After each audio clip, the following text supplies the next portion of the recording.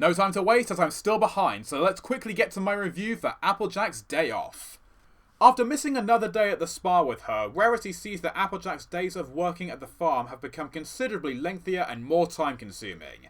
Twilight and Spike agree to cover for Applejack for a while as she finally takes a brief but much needed trip to the spa with Rarity. But when they arrive to find problems with their steam room, which Applejack specifically came for, she decides to postpone relaxation once again and fix the problem.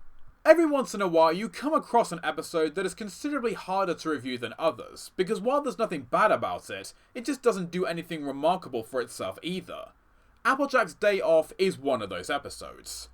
It's nice to see Rarity and Applejack teamed up together for an episode once again, as there's a really sweet dynamic between these two that always makes their shared stories enjoyable to watch. The added inclusion of Rainbow Dash embracing her feminine side at the spa, even if she doesn't want her friends to notice, makes for some amusing moments as well.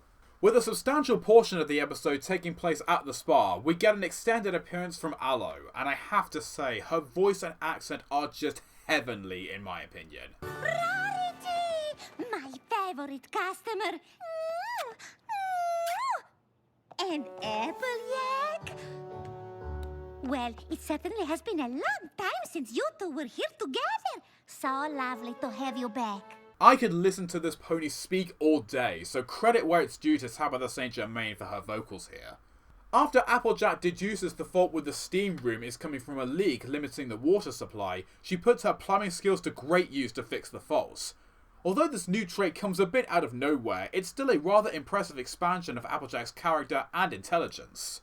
In an interesting little twist on formula, she notices that the spa's routines resulted in their work taking longer to complete than necessary, and passes on the advice that removing some steps to streamline the tasks benefits both the staff and customers. Yet when she returns home to resume her chores at the farm, she fails to apply the same advice to herself, leaving Twilight and Rarity to help her understand this and make amends in the same way.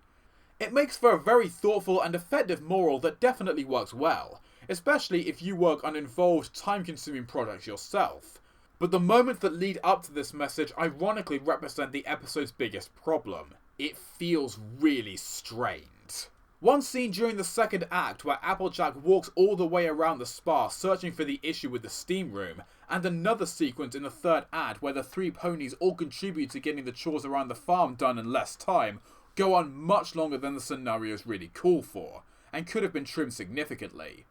I guess in a way the slow pacing and extra padding does work in relation to the eventual moral, but for me it turns out to be a case of an idea that sounded better on paper than in practice. While it never results in a really poorly executed story, it does make it seem obvious that there isn't a lot of substance to it, and a number of sequences feel drawn out to fill the 22-minute runtime. Even with all its shortcomings, Applejack's Day Off is still a worthwhile episode. It isn't nearly on the same level as other Season 6 entries, nor is it particularly memorable, but with some rare exceptions, MLP has always remained one of those shows where even if it is less impressive, it's still entertaining. There is a very Season 1 vibe to the episode as well, and even though the show has grown and evolved a lot over the years, it's still nice every now and then to see an episode that feels like a return to the simpler, more relaxed feel of the early days. Applejack's Day Off may very much be filler, but it's still good filler, and I'm giving it a Silver Star score of 6 out of 10.